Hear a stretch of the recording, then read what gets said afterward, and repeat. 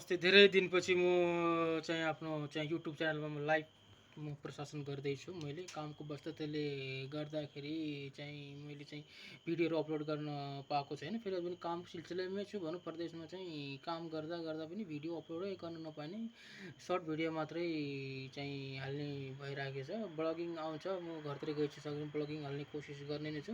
यो मेरो च्यानललाई लाइक सब्सक्राइब गरेर तपाईँहरू जोडिनु होला पनि भन्न चाहे। जो नेपालको नियम चाहिँ बालन शाहले ल्याउनु भएको छ, एकदमै राम्रो नियम छ। सर बिजी अल कन्ट्री जस्तै 2 दिन मात्रै शनिबार र आइतबार बिदा गर्ने भनेको छ।